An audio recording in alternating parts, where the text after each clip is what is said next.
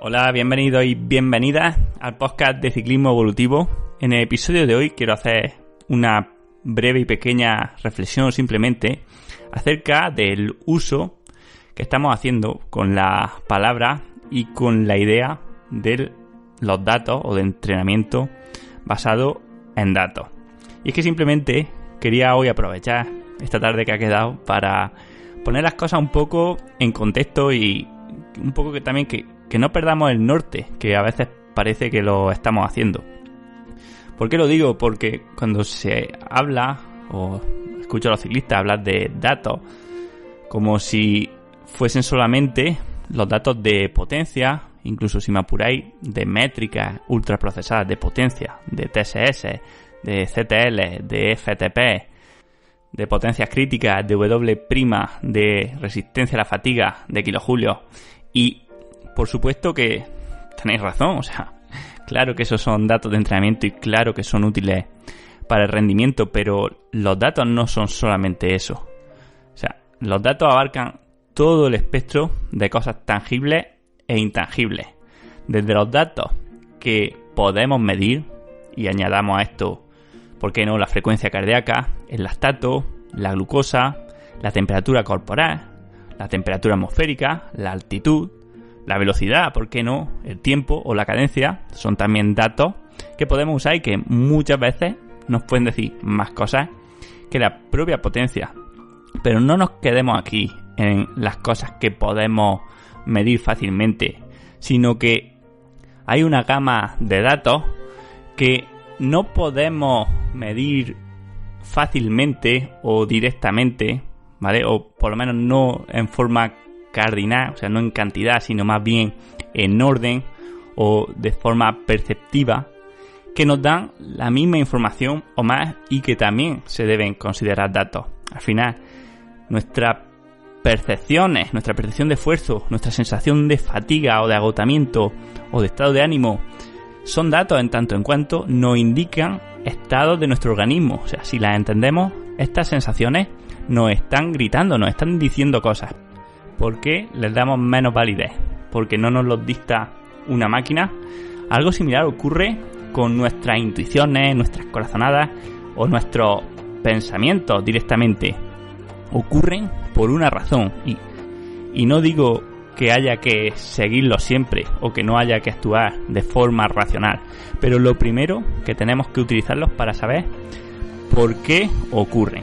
O sea, por qué pienso esto o por qué me siento así, por qué siento determinada emoción, por qué esa emoción me ocurre por algo, ¿no? Pues tenemos que muchas veces hacer el trabajo de vuelta atrás, de reflexionar, de pensar y de ser capaces de aclarar por qué en este momento me siento triste o motivado o ansioso, ¿no? Y qué dato me da eso, ¿no? Porque al final este sentimiento tiene un origen, tiene una causa y nos provocará una respuesta.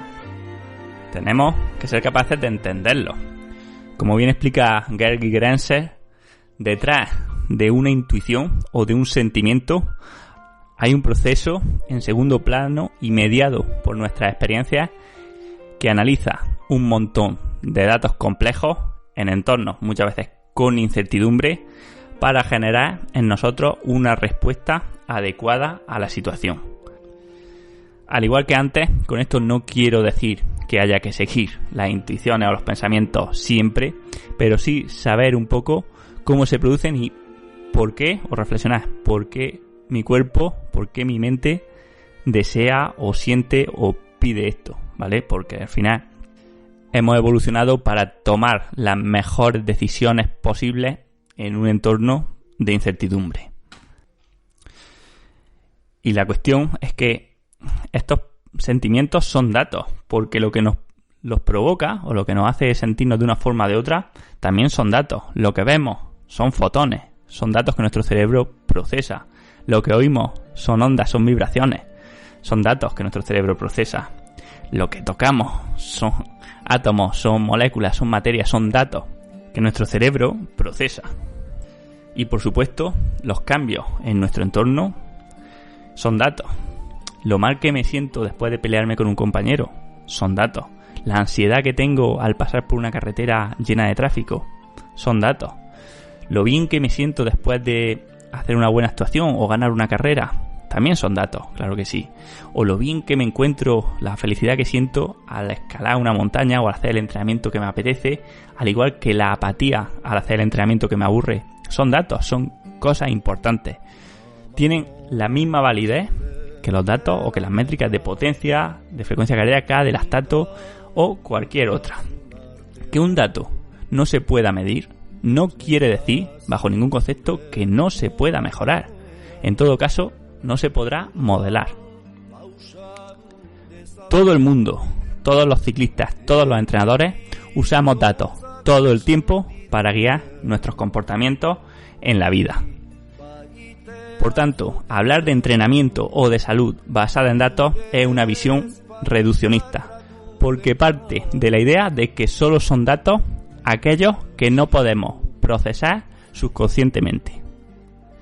De hecho, llegamos a la curiosa paradoja de que damos más importancia a aquellas cosas que a nuestro cerebro se le dan peor. Como muy bien apunta el neurocientífico Antonio Damasio, autor de, entre otros, El error de Descartes, nos muestra que los seres humanos hemos sido capaces de crear ordenadores que incluso nos superan en las funciones más recientes en nuestra evolución, o sea, las funciones que tienen que ver con el pensamiento racional y que se dan fundamentalmente en la corteza cerebral. Sin embargo, y pese a que hemos sido capaces de hacer máquinas que sean incluso mejores que nosotros en este pensamiento racional y matemático, aún estamos lejos, lejísimos, a años luz, de hacer máquinas o modelos que superen a nuestra mente en sus funciones más primitivas, que serían por orden de aparición, primero nuestros instintos, de nuestra parte reptiliana del cerebro, de nuestros primeros pasos como vida, y de nuestras emociones, de nuestra parte límbica del cerebro. Bien, pues ¿por qué somos tan ingenuos en descartar estas cualidades que tenemos, que aún hacemos nosotros mucho mejor que hacen las máquinas y que de ninguna forma aún hemos conseguido imitar? Estas funciones tan importantes son datos que no solo podemos, sino que debemos usar y que tienen la misma, si no a veces más, importancia que los datos que comúnmente denominamos tradicionales o cuantitativos. Por tanto, y como veis, casi todo lo hacemos guiados por datos. Comemos en función de datos, vivimos en función de datos, elegimos a nuestra pareja, al coche, a una casa o a los amigos en función de datos. Poca gente conozco que decida lo que va a comer lanzando una moneda al aire. Por tanto, si todos usamos los datos para casi todo, aquí la cuestión no está en usar datos si queremos optimizar nuestras decisiones o nuestros recursos, sino en tener una reflexión sobre ello. Lo primero pasa por eliminar toda la cantidad de información que no nos genere decisiones en el sentido correcto o en el sentido que queremos. O sea, todo lo que denominamos comúnmente ruido, todo lo que no nos haga tener una información más clara, es mejor eliminarlo. De ahí que nuestras intuiciones eliminen gran parte de ruido y se centren en lo que se denominan heurísticas o unos pocos indicadores muy potentes del comportamiento de un sistema. Y si una clave de la buena toma de decisiones en condiciones de incertidumbre es coger pocos indicadores o estas heurísticas, la segunda clave es detectar patrones. ¿Esto cómo se hace? Por un lado, reflexionando acerca del comportamiento pasado de los datos, o sea, probando y teniendo aprendizajes, teniendo experiencias que nos guíen cómo va a ir el comportamiento de un sistema en el futuro, y llevando este método a su máxima exponencialidad, que sería la ciencia bien hecha, la ciencia controlando todas las variables posibles.